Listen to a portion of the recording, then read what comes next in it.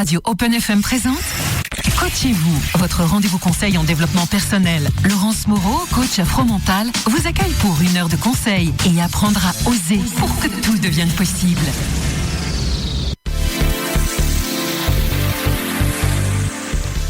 Bonsoir mesdemoiselles, bonsoir mesdames, bonsoir messieurs, bonsoir Joachim, comment vas-tu ? Bonsoir Laurence, en pleine forme. Oui, avec cette journée où il n'a pas trop plu. Non, c'était agréable. Oui, c'était sympa aujourd'hui. Ouais, hein. c'est ça. Donc, 15 jours en de profiter. Noël, ça va ? 15 jours de Noël, ouais. On a mis le sapin, on a fait le sapin ce week-end, on commence à choisir la chaussure qu'on va mettre dessous. Et oui, c'est vrai que les préparatifs commencent tout doucement, ça fait du bien. Et puis, voilà, c'est vrai que cette année-ci, ça va être des fêtes un petit peu différentes de ce qu'on a connu, mais par contre, elles sont là, donc autant laisser notre âme d'enfant s'exprimer, et puis on verra comment on va gérer ça au fur et à mesure. Hein. C'est ça. De toute façon, ce qu'on décide aujourd'hui... on ne sait pas ce que ça va être dans une semaine. C'est ça, exactement. D'ici le 4, ma foi, il peut encore se passer beaucoup de choses. Et aujourd'hui, non seulement nous ne sommes pas en tête-à-tête, non. On est 3, mais en plus, on est en pays de connaissance. Et oui. Parce que ce soir, je reçois Daniel Herry. Donc voilà, c'est un petit retour en studio. Et oui, bonjour. Je suis très contente d'être avec vous deux, là, vraiment. Écoute, moi aussi, c'était vraiment un plaisir. J'avais vraiment envie de t'inviter dans l'émission. Alors pour plusieurs raisons. D'abord parce que j'avais envie de parler de ton activité, de toi. Alors comme tu disais hors antenne, on a beaucoup parlé des petits commerces, on a beaucoup parlé des librairies, mais bon, comme ça on va avoir la version maintenant de l'intérieur. de l'intérieur, hein, de la libraire. De la libraire, hein. Voilà, donc ça c'était important. Et puis surtout, je me disais que c'était aussi pour moi un petit clin d'œil et une manière de te remercier, parce que si je suis aussi là, c'est grâce à toi, parce qu'accessoirement, c'est quand même toi. Oui, mais tu as su durer, donc c'est grâce à toi aussi, hein. C'est quand même toi qui m'a fait découvrir la radio, qui m'a fait découvrir Joachim, donc voilà, c'est vrai qu'à chaque fois que je viens, en fait, j'ai quand même toujours cette petite pensée pour toi, en me disant, c'est quand même grâce à toi que je suis ici, et que oui, je viens, je m'amuse tous les lundis, et comme je dis, c'est ma soupape de décompression, en fait. C'est vraiment le truc où je me dis, puis on est bien avec Joachim. Oui, c'est ça, c'est tranquille, quoi. C'est vraiment chouette. Donc, Daniel, on est parti pour parler de toi. Ouh là là. Et de toi. Ouh là là. Où avant tu parlais des autres et tu parlais des livres que les autres avaient écrits, cette fois-ci on va se poser beaucoup de questions sur toi. Alors tu as toujours le joker, tu as toujours la possibilité de dire que tu n'as pas envie de répondre. Hein. D'accord. On est bien d'accord. Mais surtout... Mais enfin... Tu me fais peur. J'ai dit que tu as le droit, j'avais aussi le droit de ne pas l'accepter. Hein, donc voilà. Mais c'est vrai que j'ai vraiment envie de parler aussi de ton parcours, de comment t'es arrivée ici en Limousin. On en avait déjà parlé un petit peu toutes les deux, puisqu'on a collaboré en plus en dehors de la radio sur d'autres événements. On est voisines en plus pas bien loin, à quelques kilomètres, à Fromental. Il se passe quand même plein de trucs à Fromental. Incroyable ce petit village. Hein. C'est fou. C'est un village de résistants, moi je dis. Hein. C'est vraiment ça, quoi. Petit village on est là, on existe. On se bat pour que notre village bouge. Et donc en fait, je vais d'abord te laisser annoncer la première musique que tu as choisie, qui était donc Les gens qui doutent. Oui, Anne Sylvestre. Parce que c'est une personne que j'aimais, au-delà de la chanteuse, au-delà de l'écrivaine, parce que je pense qu'elle aimait beaucoup se définir aussi par l'écriture, pas seulement par la chanson. Et puis Les gens qui doutent, ça me parle, comme je pense à pas mal de personnes. Donc voilà, c'était un double coup de chapeau et à Anne Sylvestre et à ce que ça évoque pour mon parcours. Ok, c'est parti pour Anne Sylvestre, et puis on revient vers toi. Donc, comme tu disais, qui est grande dame de la chanson. Alors, Daniel, parle-nous de toi. Donc, en fait, les gens te connaissent, pour ceux qui avaient suivi ton émission, un petit peu, mais surtout, moi, ce qui m'intéresse, c'est comme je dis à chaque fois, c'est la femme derrière la libraire, la femme derrière le micro. Donc, qui es-tu ? Et voilà, d'abord, on va parler de qui es-tu avant de parler au niveau boulot. C'est une question difficile. Tu mesures bien ta question. Tout à fait. Je suis un petit bout de bonne femme, toujours en mouvement, qui a toujours eu plein d'idées dans la tête et qui finalement, cas est arrivée à réaliser un de ses rêves, ce qui est quand même quelque chose dont je suis assez fière. C'est arrivé un peu par hasard, mais pas que. Et du coup, au jour d'aujourd'hui, d'être libraire, pour moi, c'est vraiment quelque chose qui me correspond bien. Je m'y sens dans mon élément, puisque j'ai toujours travaillé autour du livre, mais avec là une grande liberté d'action, une grande liberté de choix. Donc voilà. Mais le tout début, je suis venue à la lecture très tard. Je suis venue à l'adolescence à la lecture parce qu'à la maison on lisait pas. Et puis j'ai grandi. Finalement, j'ai réussi à faire des études qui me plaisaient, des études en littérature, évidemment, après plusieurs essais infructueux dans d'autres domaines, mais très formateurs quand même. Et puis, j'ai eu le hasard m'a mis un jour face à une bibliothécaire. Cette chose étrange, une bibliothécaire. Et j'ai découvert ce métier et je l'ai pratiqué avec passion pendant 30 ans. C'est ça. Alors, j'allais justement y venir, donc tu as ton côté professionnel. Alors, quand on dit bibliothécaire, on a toujours ce côté poussiéreux. Et l'image de la bibliothécaire en tailleur gris avec les petits mocassins, les lunettes cerclées. Là. Donc, en fait, comment on arrive justement à devenir bibliothécaire et qu'est-ce que tu as trouvé dans ce métier qui t'a vraiment permis de t'épanouir en fait? Alors, au-delà même du fait que le produit principal de la bibliothécaire, c'est le livre, c'est la relation à l'autre, encore une fois, que je retrouve en librairie du reste. Et c'est ce lien qui fait que la personne qui va venir chercher un livre à la bibliothèque, elle va pas forcément pouvoir se débrouiller toute seule, elle va avoir besoin de conseils. Et donc, à qui est-ce qu'elle va s'adresser ? À la bibliothécaire qui est là. Donc c'est un travail avec le public qui m'a toujours beaucoup plu et qui m'a permis de faire énormément de choses, de mettre en place des tas d'actions pour les plus jeunes, pour les moins jeunes, autour du livre et de la lecture. Et moi, ça a été vraiment mon cheval de bataille. Alors pour revenir sur l'image de la bibliothécaire poussiéreuse, elle est quand même loin derrière nous, heureusement. Oui. Mais c'est vrai que moi, je suis arrivée... alors, si je dis les années 80, on va calculer mon âge, on va dire, oh là là, elle est vraiment très vieille, celle-là. Mais c'est pas grave, moi, je suis arrivée en bibliothèque. Non, on n'est pas vieux, on est vintage. On est vintage. C'est pas la même chose. Oui, d'accord. Et du coup, je suis arrivée en bibliothèque dans les années 80, enfin en 82, tu vois. Et là, c'était vraiment la naissance, entre guillemets, moderne du métier de bibliothécaire, grâce à Jack Lang, d'ailleurs, qui a beaucoup œuvré pour les bibliothèques, qui a beaucoup financé la construction de bâtiments, et, beaucoup de bibliothèques ont ouvert dans toute cette dizaine d'années. Et moi, je suis arrivée au tout début de ça, au début de l'informatisation, et j'ai vraiment jamais eu l'idée de m'engouffrer dans un métier poussiéreux et dans lequel on ne faisait rien que d'attendre les gens et de tamponner les bouquins. Et de faire chut. Moi, j'ai toujours vécu dans des bibliothèques où, au contraire, on laissait s'exprimer les enfants quand ils avaient une question à poser et qu'ils avaient un travail à faire en groupe. On les accompagnait, au contraire. Enfin, au jour d'aujourd'hui, 30 ans ou 40 ans après toute cette époque, on parle d'un lieu où vraiment c'est le lieu après la maison, le travail, c'est la bibliothèque. C'est ces fameux tiers-lieux, quelque part, dans lesquels on aime se retrouver, on aime travailler, mais on aime aussi passer du temps ensemble autour d'animation. Donc non, vraiment, moi, ce métier, je l'ai découvert par hasard. Vraiment, c'était une amie de ma mère qui un jour lui a parlé, ils ont parlé de livres et elle lui a dit, mais ta fille devrait écrire à la mairie. En fait, ce sont des bibliothèques municipales. Et puis voilà, faire une candidature. Et ça a commencé comme ça. Donc, au jour d'aujourd'hui, on devient bibliothécaire par concours. Moi, en 82, c'était encore sur titre, sur diplôme. Donc, j'ai commencé agent de bibliothèque. Bon, ça, les termes sont encore poussiéreux. J'ai commencé vraiment tout en bas et puis j'ai grandi et j'ai appris vraiment sur le terrain, tout en continuant ma formation à l'université. dans une filière de littérature moderne. Et tu as commencé ta carrière dans quelle région ? En région parisienne, parce que j'ai ce gros défaut d'être née à Paris. Pourquoi défaut ? Maintenant, tu es ici, donc ça va, c'est bon. Tu as rectifié le tir. Oui, c'est ma 8e année quand même. Hein. C'est ça. Mais est-ce que, justement, tu vois une différence entre bibliothécaire à Paris ou bibliothécaire peut-être en province ou...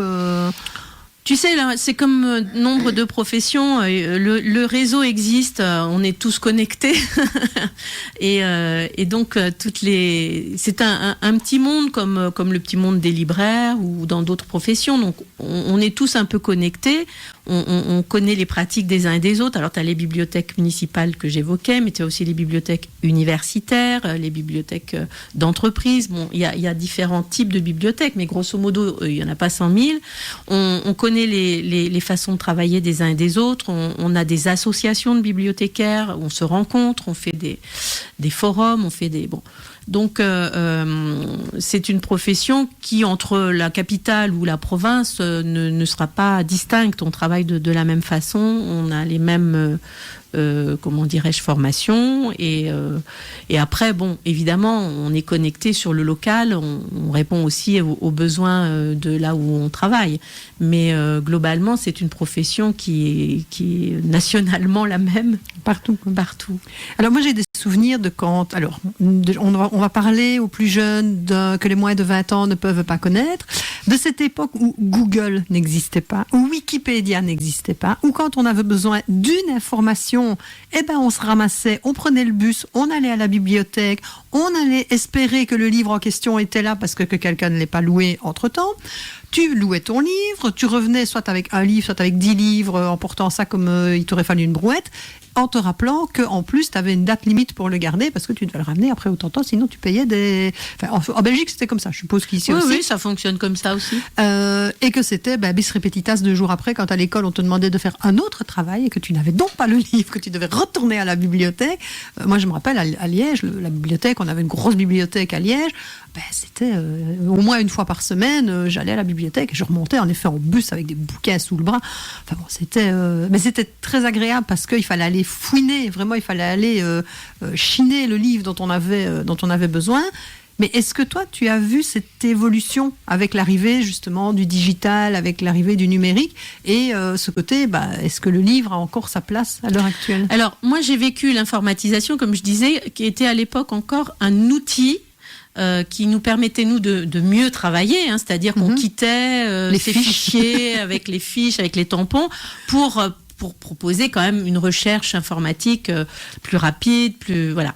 Donc c'était un outil très utile, mais qui ne nous coupait pas de la relation, évidemment. Hein, comme tu le dis, les jeunes et les moins jeunes continuaient à venir en bibliothèque et nous, on pouvait du coup non seulement avoir de plus en plus de livres bien répertoriés, faciles à retrouver, et grâce à l'informatique. Aujourd'hui, bon, moi, ça fait déjà quelques années que j'ai quitté le monde des bibliothèques, mais c'est vrai que il doit y avoir quand même une pénalité, je dirais, qui vient de cette génération née dans l'ordinateur, qui va déjà aller chercher sur Wikipédia avant d'aller à la bibliothèque. Et bon, moi je n'ai rien contre les enseignants, il y a de très bons enseignants et qui poussent les enfants à aller en bibliothèque et en librairie, mais enfin souvent aussi ils disent tu vas faire la recherche sur Wikipédia. Non, on va éventuellement, si les parents ont un dictionnaire ou une encyclopédie, déjà chercher dans le dictionnaire, pourquoi pas version papier, et s'il n'y en a pas à la maison, justement on va à la bibliothèque parce que là c'est certain, il y aura le dictionnaire, il y aura l'encyclopédie. On a peur maintenant aujourd'hui de tourner les pages d'un bouquin épais comme ça, alors que finalement c'est quand même une source d'information qui est fiable.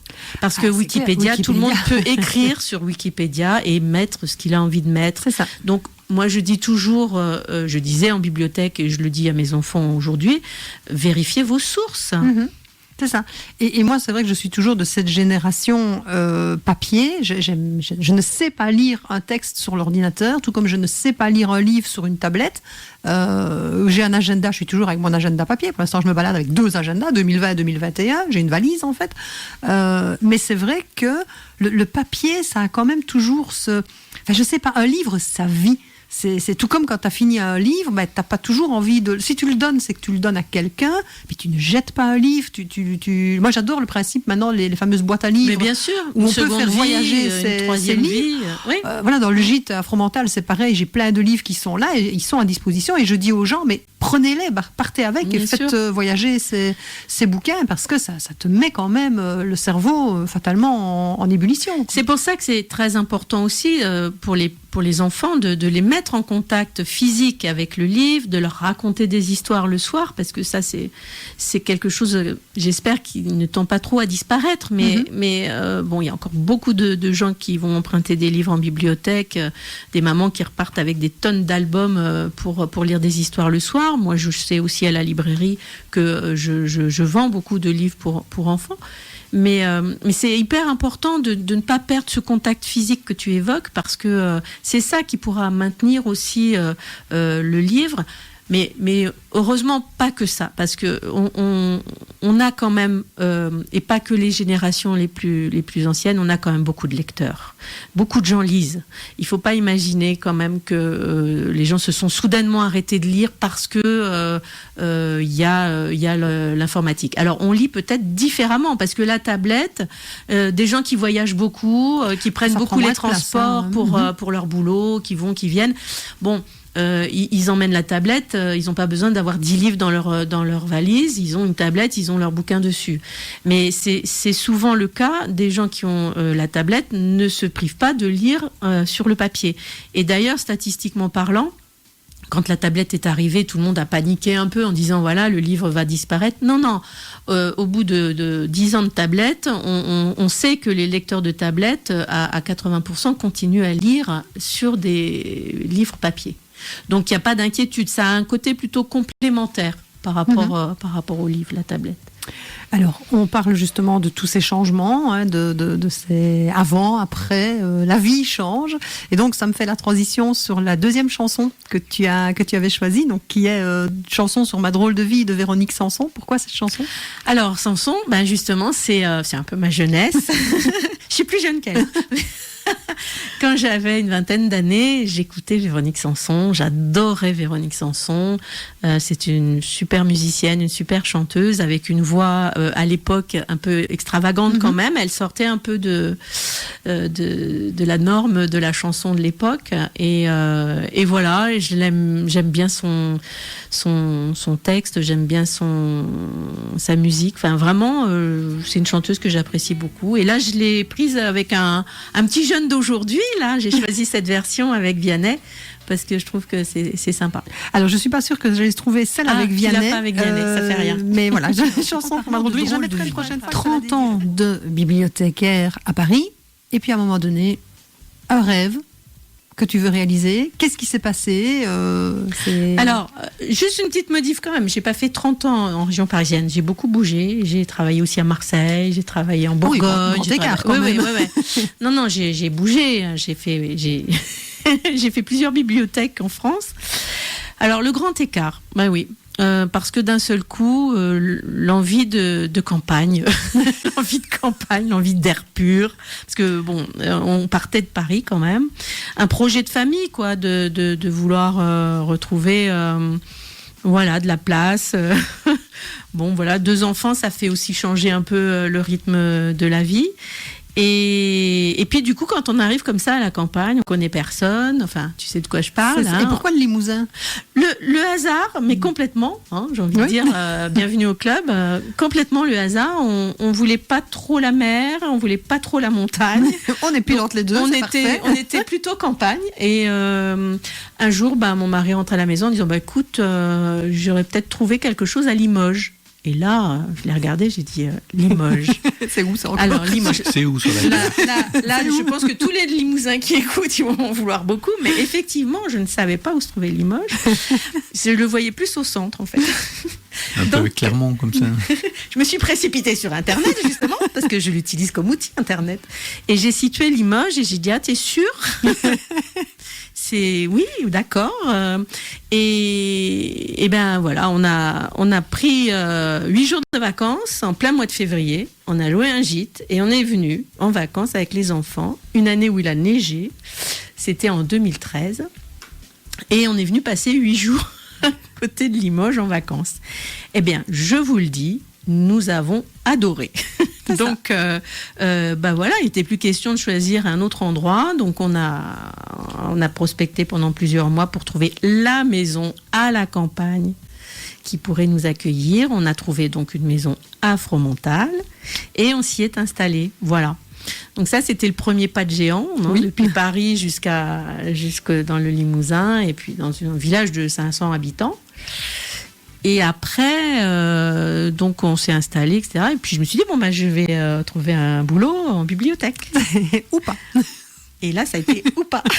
Parce que du coup, c'est vrai que c'est un petit peu plus compliqué de trouver un poste dans une région comme ici, c'est-à-dire qu'il y a des bibliothèques, il y a des bibliothécaires, mais qui sont en poste, quoi. Oui. Donc il y a effectivement un turnover qui est bien moins important qu'à Paris, où là, moi, j'avais pu changer tous les 5 ans de poste. Enfin, c'était relativement facile. Puis peut-être aussi une époque plus facile, plus propice.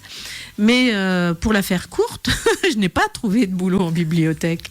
J'ai cherché, donc j'ai fait d'autres petits boulots en attendant. Et puis, je vous raconte l'histoire jusqu'au bout. Vas-y, on est là pour ça.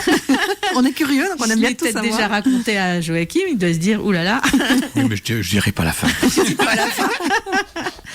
Donc, je lisais une revue un soir, et dans cette revue, il y avait un article sur un homme dans l'Est de la France qui avait monté un camion librairie. Et là, j'ai lu l'article et je me suis dit, c'est ça que je veux faire. La révélation. Ah, mais complètement. Donc, mon mari qui était à côté de moi, je lui ai dit, tu lis cet article et tu me dis ce que tu en penses. Et donc, il a très sagement lu l'article. Et je ne lui ai rien dit. Et il m'a dit, ce truc, c'est pour toi. Donc, à partir de là, j'ai eu ça en tête de façon obsessionnelle. Et pendant 9 mois... on sait que quand une femme a quelque chose en tête, messieurs, planquez-vous. Pendant 9 mois, le temps de faire un bébé. C'est ça, le temps de la gestation. C'était vraiment ça. J'ai monté mon projet. J'ai trouvé un camion que j'ai fait équiper, décorer. J'ai acheté mes livres. D'abord, j'ai été voir les banques. J'ai expliqué mon projet. Alors, j'avoue quand même, j'ai démarché 7 ou 8 banques. En Limousin, c'est vrai qu'on a quand même dû te prendre certainement pour... Il y en a qui m'ont regardé avec des yeux comme ça, en se disant, elle est folle. Elle est complètement folle. Elle ne se rend pas compte de ce qu'elle fait. Alors, ils n'avaient pas complètement tort quand même, parce que je ne dis pas que ça a été facile de me lancer. Enfin, une fois que ça a été lancé, c'est vrai que ça n'a pas été facile, mais... j'ai toujours été sûre que j'avais eu la bonne idée sur le bon territoire au bon moment. Donc voilà, à partir de là, ça m'a motivée à 150% et je n'ai aucun regret. Et donc de là après le camion, donc avec le camion tu faisais quoi principalement, les marchés ou tu bougeais tous les jours, tu étais à des endroits différents? Je me suis posé la question avant de démarrer, je me suis dit qu'est-ce que je fais? Je me fais un planning, puis je rentre dans les cases et puis voilà. Or si je me suis lancée dans cette aventure, c'était justement pour plus rentrer dans des cases parce que voilà, au bout d'un moment on se lasse. Donc en fait ça a super bien fonctionné parce que j'ai quand même pris le temps d'appeler l'ensemble des maires dans les communes alentours, jusqu'à 30-40 km autour de chez moi. J'ai pris mon téléphone, j'ai téléphoné aux mairies en demandant, voilà, est-ce que vous seriez d'accord que je vienne poser mon camion sur la place du village, je fais telle chose, je suis libraire, ou est-ce que je peux aller à la foire qui a lieu tous les 11 du mois, voilà. Donc j'ai eu que des retours hyper positifs, mais bien sûr, vous venez quand vous voulez, voilà. Sur les grosses villes, il fallait que je rentre en contact avec les placiers des marchés, etc. Et en fait, j'ai commencé comme ça, et je t'assure, vraiment je mens pas, de marché en marché ou de journée en journée dans lesquelles je pouvais aller avec mon camion, je rencontrais toujours quelqu'un qui me parlait d'une opportunité qui me disait tu devrais appeler un tel, tu devrais aller à tel endroit. Et donc en fait mon cheminement il s'est fait comme ça, de rencontre en rencontre, et ça c'est ce qui m'a vraiment plu. Donc je rentrais chez moi d'un marché ou d'une foire, j'avais toujours un nouveau contact pour la fois d'après ou pour à un moment donné ou à un autre. Donc j'ai avancé comme ça, complètement, non pas en aveugle, c'est pas ça, mais complètement au fil des relations et des rencontres. Au fil des rencontres, et ça j'avoue que c'était... Donc j'ai fait ça vraiment pendant 2 ans. C'était vraiment une aventure, et à chaque fois de très jolies rencontres, des gens sur les marchés qui sont libre, on est dehors en fait. C'est pas du tout le même rapport que lorsqu'on doit rentrer dans une bibliothèque ou que lorsqu'on doit rentrer dans une librairie.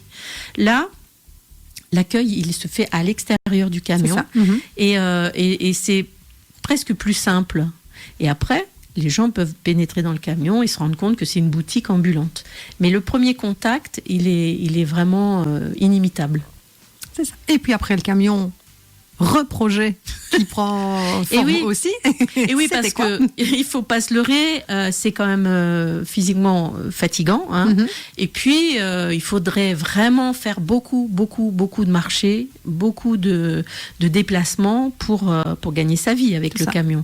Puis tu es tributaire du temps aussi. Tu es tributaire du temps, donc l'hiver, forcément, tu sors moins parce que la pluie, c'est pas possible. Le livre et la pluie, c'est pas un ménage viable. Donc, au bout d'un moment, j'ai entendu dire que la librairie de la Souterraine allait fermer, qu'elle allait prendre sa retraite.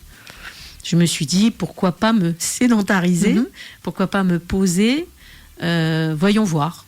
Et donc, je me suis posée à la Souterraine, d'abord dans un magasin de 20 mètres carrés, c'est-à-dire c'est tout petit quand même, mais je vous avoue que j'en avais quand même empilé des livres. Alors c'était plutôt en hauteur qu'en largeur, mais j'ai un bon souvenir de j'ai passé 8 mois dans 20 mètres carrés, les gens rentraient et ils étaient ébahis d'une si petite librairie. Et puis j'ai découvert un lieu juste en face qui est une ancienne pharmacie. Et avec un charme fou, des étagères déjà tout au mur qui étaient en bois, qui étaient de l'ancienne pharmacie sur laquelle j'ai tout de suite vu des livres. Et donc j'ai réussi à louer cet espace et à en faire la librairie café de la Souterraine. C'est ça. Et donc, en termes de projet, de changement, d'évolution, tu as vraiment eu ce cheminement, et comme tu dis, au hasard des rencontres. Mais comment as-tu, je veux dire, au hasard de ces rencontres, justement, de ces changements, quelles sont les ressources que tu as découvertes sur toi ? Et les choses, tu te dis, mais non, ça, je m'en serais pas cru capable, ou voilà, tout ce que tu as pu découvrir sur ton parcours professionnel depuis toutes ces années. Écoute, déjà, il y a eu la confirmation que je ne peux pas concevoir la vie sans contact, enfin sans partage. Donc ça a confirmé ce que j'avais déjà développé dans mon travail de bibliothécaire, c'est-à-dire la relation à l'autre, la façon d'échanger. Ça, c'était quelque chose que j'ai retrouvé. Après, effectivement, jamais je me serais cru capable de monter ma société, de contacter des banques pour leur demander de l'argent, pour vendre des livres, en plus dans un camion, c'était la première démarche quand même. Tout ça, oui, effectivement, je me suis étonnée, mais sans me poser de questions finalement sur le moment, parce que j'étais tellement emmenée par le projet, il y avait tellement de logique pour moi, c'était une évidence telle que... effectivement, je pense que j'aurais abattu des montagnes. Je me suis surprise plus après coup en me disant, mais quand même, t'as été gonflée. Fallait oser, quoi. Oui, mais sur le moment, ça me paraissait pas infaisable. J'étais vraiment dedans. Donc oui, je me suis surprise et je me suis fait tellement plaisir que voilà. C'est le jeu, comme on dit, le jeu en la chandelle. Et on va faire la transition justement avec la chanson, la troisième chanson que tu as choisie, qui est la chanson de Big Flo et Oli, Dommage, qui est justement, est-ce qu'à un certain moment tu t'es dit, tu as douté, ou tu t'es dit je vais pas oser, ou Non, j'ai pas douté. Alors c'est pas le regret, le mot regret je l'aime pas trop, mais je me suis dit j'aurais dû le faire avant. C'est pour ça que Dommage, ça me parle. Parce que j'ai mis longtemps à le faire. Bon, maintenant, c'est pas grave. hein, c'est fait justement. Mais j'aurais largement pu me faire plaisir plus tôt encore. C'est ça. Et donc vraiment, la chanson, c'est vraiment ce clin d'œil. Ouais. Hein. Quand une idée est là, quand vous voulez oser quelque chose, mais ne reportez pas au lendemain. Non. Big Flo et Oli, émission. On a parlé justement du changement, de comment toi tu as vécu le changement. Est-ce que tu as déjà fait attention, est-ce que tu as déjà remarqué si tu avais une relation différente au changement par rapport à ta vie privée ou à ta vie professionnelle? Voilà, j'avoue que... Bonne question, merci de l'avoir posée. C'est une bonne question, merci Laurence. De rien, c'est avec plaisir. Non, moi je pense que je suis plutôt homogène. Non, je pense que la notion de changement, je la vis, tout est lié. Enfin, pour moi, en fait, en tout cas, dans ma vie, dans ma conception de ma vie, tout est lié. Donc, si je change de vie, que je change en même temps de métier, bon, bah, ça a du sens dans les deux cas. Je change de maison ou je change de... Voilà, donc je ne sais pas quoi trop te répondre à cette question, en fait. D'accord. Allez, on va passer vite. Je vais revenir sur quelque chose que tu as dit tout à l'heure, quand tu parlais justement des enseignants et de donner aux enfants le goût de la lecture. Alors, j'ai été enseignante, je le suis encore, mais bon, avec les grands à l'université. Mais le seul regret, moi, je trouve, par rapport à l'enseignement, et je pense qu'en France-Belgique, même au combat, c'est le choix des bouquins qu'on impose à ces pauvres gamins. Alors, je suis d'accord qu'il faut quand même leur apprendre les classiques, mais il y a quand même des moments où motiver des ados à lire, alors que c'est déjà pas l'âge où c'est facile, en leur mettant dans les mains les grands classiques et des machins qui font 350 pages, là, que limite, tu te dis, c'est juste bien tuer une araignée, mais comment est-ce que toi, en tant que libraire, maintenant, enfin libraire, bibliothécaire, donc avec tout le parcours que tu as, si demain je viens en tant que prof ou en tant que parent en te disant, voilà, mon gamin n'aime pas lire, qu'est-ce que tu te donnerais comme conseil ?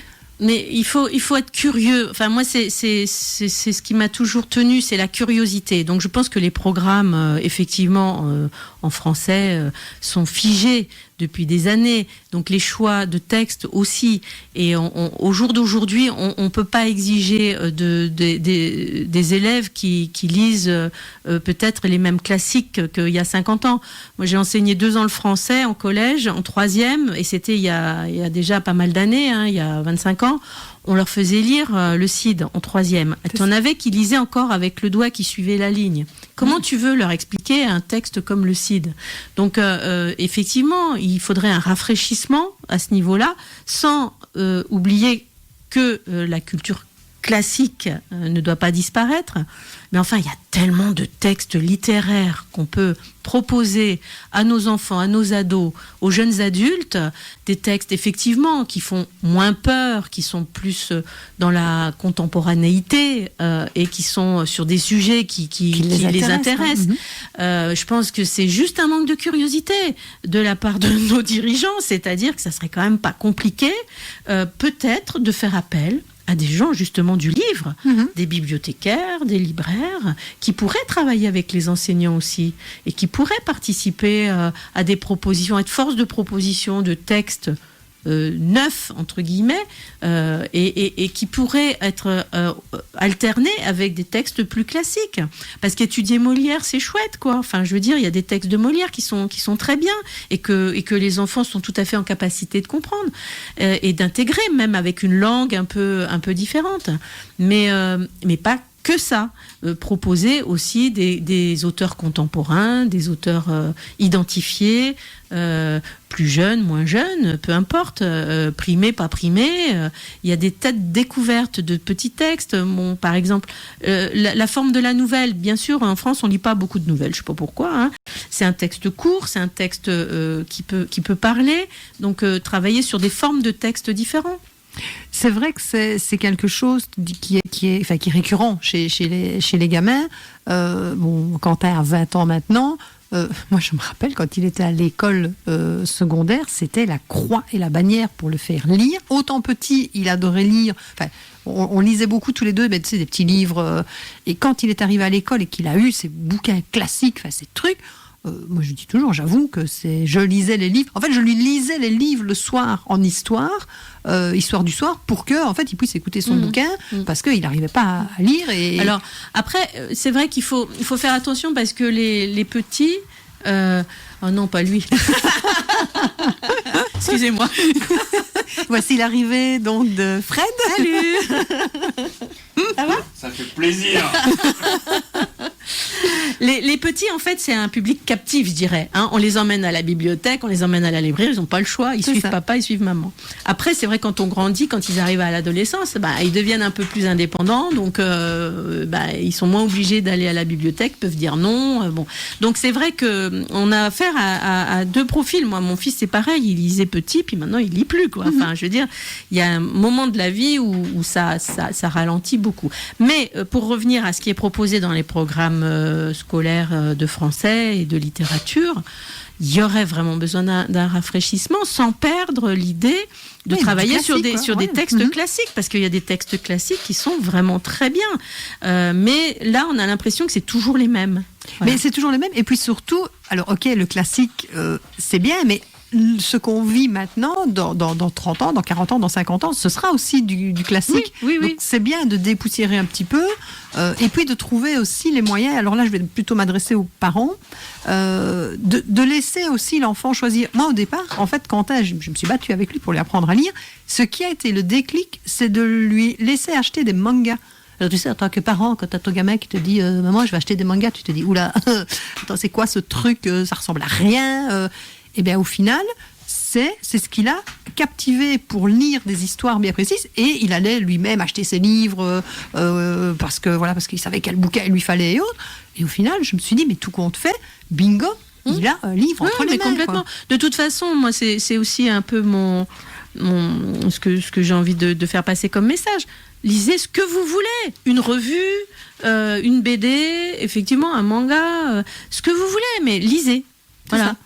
Ça peut être vraiment, il y a tellement de choix, des albums magnifiques, donc il n'y a pas de honte à lire un bel album. Il y a des adultes qui achètent des albums parce que justement il y a un graphisme qui est superbe, et puis un texte poétique qui va avec, qui est non moins superbe. Donc il faut pas comment dirais-je, se priver de découvrir toute forme de lecture. Les poèmes, la poésie, bon, alors a priori sur la poésie, c'est gigantesque, mais ça va avec la poussière de. Mais oui, mais non, du bibliothécaire de tout à l'heure. On peut lire de la poésie. Il y a de la poésie qui est très belle, du théâtre, bon, du roman évidemment, mais sous toutes ses formes. Donc il y a une richesse quand même dans toutes les formes littéraires suffisantes pour découvrir des textes, des petites perles qui peuvent raccrocher des fois les gamins qui auraient tendance à s'éloigner de la lecture. Maintenant, évidemment, il n'y a pas de solution parfaite, et on peut très bien ne pas lire à l'adolescence et puis se remettre à lire à 25 ans. Hein. Enfin, il y a plein de gens qui, bon, sauf certains, mais je ne vais pas les citer parce que qui font non de la tête. Ça va gâcher le débat, alors c'est pas la peine. Alors, très rapidement, parce qu'évidemment, c'est un peu compliqué de passer à côté de ça et de ne pas te poser la question. Comment tu as vécu, toi, cette année, qui est quand même une année un peu compliquée, un peu particulière, et comment tu appréhendes justement les fêtes de fin d'année qui arrivent ? Alors, on va mettre de côté tout de suite l'aspect professionnel, parce que là, je pourrais en parler pendant des heures. Donc, cette année a été assez catastrophique pour l'ensemble des petits commerces, et non pas seulement de la librairie. Bien sûr. J'ai trouvé qu'il y avait quand même une très, très grande maladresse à utiliser du vocabulaire comme essentiel, non essentiel. On est quand même tous assez d'accord là-dessus. Après, mon ressenti personnel, je trouve que ça a mis en évidence quand même qu'on vivait dans une société assez aseptisée, je dirais, assez lisse, que du coup, avec l'arrivée de ce virus, ça a vraiment exacerbé les peurs, que l'individu comme le collectif n'a pas forcément su trouver la dose par rapport à ce qui est arrivé, et on a assisté à des choses assez curieuses, parce que qu'on se prononce pour le port du masque ou contre, qu'on se prononce pour le vaccin ou contre, de toute façon, on est stigmatisé dans son choix. Et je dirais que ça m'a vraiment beaucoup embêtée, parce que si on doit parler de la notion de risque, le risque déjà avec nous-mêmes, avec les autres, savoir bien définir les choses, et puis le risque, c'est pas que le danger. Le risque, c'est aussi le hasard, c'est aussi même des fois la chance. Donc il y a des définitions qui seraient peut-être à redonner pour sortir de ce côté vraiment désolant que j'ai trouvé à propos de ce qu'on vit aujourd'hui. Alors bien évidemment, il faut faire attention à l'autre, ça c'est la première des choses, à faire attention à soi. Donc les gestes barrières, moi je suis tout à fait favorable, même plus que favorable, ça me paraît indispensable. Après, il y a des contraintes qu'on nous impose sur lesquelles je ne suis pas forcément toujours d'accord, qu'elles soient professionnelles ou dans la vie de tous les jours. Donc je crois que le risquer sa vie, c'est juste le risque de la vivre vraiment, c'est tout quoi. C'est pas forcément un danger. Et risquer sa vie, c'est aussi aller vers un événement, vers quelque chose qui se passe. Le risque n'a pas toujours non plus connotation négative. Voilà. Et c'est la question suivante, avant de faire le petit questionnaire de Proust, c'est qu'est-ce que tu dirais à quelqu'un qui a des rêves, qui a des envies et qui n'ose pas en fait, ou qui se pose en tout cas des questions? Alors, je vais citer Nietzsche, l'intello de service. Non, pas du tout, c'est « deviens ce que tu es ». Alors, en fait, ça a été repris par Nietzsche, mais au départ, c'est un philosophe du 5e siècle qui s'appelait Pindare. Et il y a une suite. C'est « deviens ce que tu es et quand tu l'auras appris ». Donc, je pense que là, je ne vais pas arriver à aller au bout de ma phrase. Oui, on a juste... À ma gauche, il y a un perturbateur depuis déjà 5 minutes. Ça te rappelle des bons souvenirs quand même, non? Vas-y, exprime-toi. Non, moi, je connaissais Pindare, mais c'est pas le même. Tu es bête. J'avais pas pensé à Pindare. T'as bien fait de venir. Donc, écoute, deviens ce que tu es quand tu l'auras appris. Donc, en fait, nous sommes tous en devenir. Et on n'a qu'une chose à faire, c'est de se découvrir tout au long de notre existence. Moi, j'ai le sentiment de m'être découverte, justement. Alors, j'ai mis du temps, ça c'est sûr, mais voilà, je pense que il faut garder cette idée en tête que, voilà. Et sachant qu'on évolue au fil du temps et qu'on évoluera encore, ce que nous sommes aujourd'hui ne correspond pas de Proust à une libraire. Je ne pouvais pas évidemment passer à côté. Mais c'est pas si simple que ça. Non, j'ai jamais dit que c'était facile à ce que je faisais. Sinon, ce serait pas marrant. Alors, quelle est ta vertu préférée? J'avoue que j'ai choisi la tolérance, parce que derrière cette vertu, la tolérance, il y a aussi la notion de liberté. Donc être tolérant, c'est aussi accepter la liberté de l'autre. C'est ça. Et la sienne également. Et la sienne également. Les qualités que tu préfères chez les autres? Alors tout à l'heure, je parlais de curiosité. C'est vrai que j'aime bien trouver la curiosité chez les autres. Et puis aussi une deuxième qui est la justesse. La justesse, pas la justice. La justesse. Ton principal trait de caractère? Bon, je suis plutôt enthousiaste. Même si ça peut être aussi un défaut, parce que je peux m'enflammer très vite. Mais oui, l'enthousiasme. L'enthousiasme. Ce que tu apprécies chez tes amis? Alors, la patience. Il faut vraiment être patient avec moi. Ton occupation préférée? Partager. Alors que ce soit un bon repas, un bon livre, un bon voyage. Le partage. Une bonne musique. Ton rêve de bonheur? Alors, voler. Pas piquer, voler. Comme un zozio. Comme les osios. Ah ouais, ça j'avoue que là, ça serait un truc qui me plairait bien. Top quoi. Quel serait ton plus grand malheur? Je crois que là j'ai un truc ne pas voir. Ouais, vraiment, ne pas voir avec mes yeux. Ce que tu voudrais être? J'ai mis un ange. Oh, joli. Un ange protecteur. Ce que ta couleur préférée? Alors, j'aime bien orange jaune. Orange jaune. Ton animal préféré? La girafe, c'est pas drôle. Hein. Oh bah si. La girafe, j'adore les girafes. Moi, ça me fait rêver une girafe. Comment elle peut arriver à avoir un long cou comme ça, des grandes pattes comme ça, et arriver à se déplacer, à manger, à dormir. Tout en restant hyper classe quand même, la girafe. Ouais. Ton héros ou ton héroïne de fiction? La fée Clochette, parce que alors elle arrive à aller partout. Et en plus elle vole. Hein, elle rentre dans les trous de serrure. La fée Clochette, j'aime bien. Ton héros ou ton héroïne dans la vie réelle? Ça c'est la Mère Teresa. Je trouve que c'est quand même fantastique ce que cette femme a pu faire. Le don de la nature que tu voudrais avoir? Le don d'ubiquité.